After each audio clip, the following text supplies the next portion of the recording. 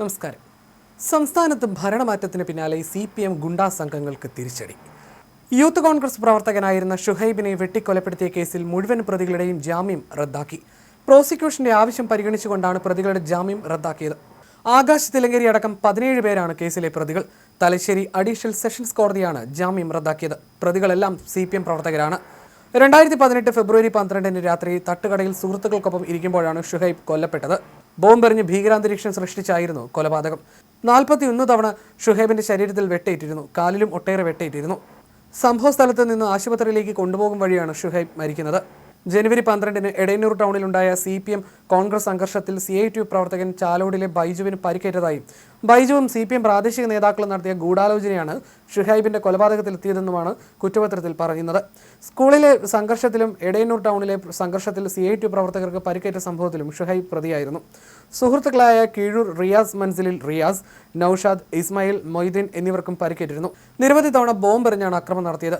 CPM DYFI പ്രവർത്തകരായ തില്ലങ്കേരി ലക്ഷ്മി നിലയത്തിൽ MV Akash എന്ന ആകാശ് തില്ലങ്കേരി, പഴയപുരയിൽ രജിൽ രാജ്, കൃഷ്ണനിവാസിൽ ദീപ് ചന്ദ്, തയ്യുള്ളതിൽ TK അസ്കർ, മുട്ടൽ വീട്ടിൽ K അഖിൽ, പുതിയപുരയിൽ PP അൻവർ സാദത്ത്, നിലാവിൽ C Nijil, PK Abhinash, A Jithin, Saj നിവാസിൽ K Sanjay, Rajith നിവാസിൽ K രഞ്ജത്ത്, KV Sangeeth, K Baiju, KP Prashant, AP Saneesh, Muttil AK Subin, Keloth V Prajith എന്നിവരാണ് കേസിലെ പ്രതികൾ.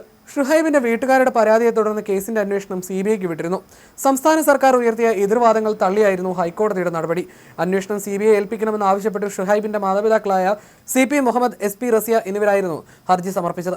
അതേസമയം പ്രോസിക്യൂഷൻ ആവശ്യം പരിഗണിച്ചാണ് പ്രതികളുടെ ജാമ്യം റദ്ദാക്കിയത്. കേസിന്റെ വിചാരണ നടപടികൾ ഈ മാസം 18-ാം തീയതി മുതൽ കോടതിയിൽ ആരംഭിച്ചിരുന്നു. ഇതിന്റെ ആദ്യഘട്ടമായി അക്രമത്തിൽ പരിക്കേറ്റവരും ഷുഹൈബിന്റെ സുഹൃത്തുക്കളുമായ 2 പ്രധാന സാക്ഷികളുടെ വിസ്താരം കഴിഞ്ഞ ദിവസങ്ങളിൽ പൂർത്തിയായിരുന്നു. സാക്ഷി വിസ്താരം പൂർത്തിയായതിനു പിന്നാലെ വിചാരണ നടപടികൾ നിലവിലെ കോടതിയിൽ നിന്ന് മാറ്റണമെന്നാവശ്യപ്പെട്ട് പ്രതികൾ രംഗത്തെത്തുകയും ഹൈക്കോടതിയെ സമീപിക്കാൻ നീക്കം നടത്തുകയും ചെയ്തിരുന്നു. പ്രതിഭാഗത്തിന്റെ ഈ കോടതി മാറ്റത്തിനുള്ള നീക്കത്തെ തുടർന്നാണ് പ്രോസിക്യൂഷൻ ജാമ്യം റദ്ദാക്കണമെന്ന ആവശ്യവുമായി കോടതിയെ സമീപിച്ചത്. മുൻപ് ഇതേ കോടതി തന്നെയാണ് പ്രതികൾക്ക് ജാമ്യം അനുവദിച്ചിരുന്നതെങ്കിലും നിലവിലെ സാഹചര്യങ്ങൾ പരിഗണിച്ച് ജഡ്ജി ജാമ്യം റദ്ദാക്കുകയായിരുന്നു. UDF സർക്കാർ അധികാരമേൽക്കുന്ന അതേ ദിവസം തന്നെയാണ് കേസിൽ വിചാരണ തുടങ്ങിയത്. ഇടതു സർക്കാരിന്റെ തടസ്സങ്ങളെല്ലാം മറികടന്നാണ് ഷുഹൈബ് കേസ് വിചാരണ ഘട്ടത്തിലെത്തിയത്.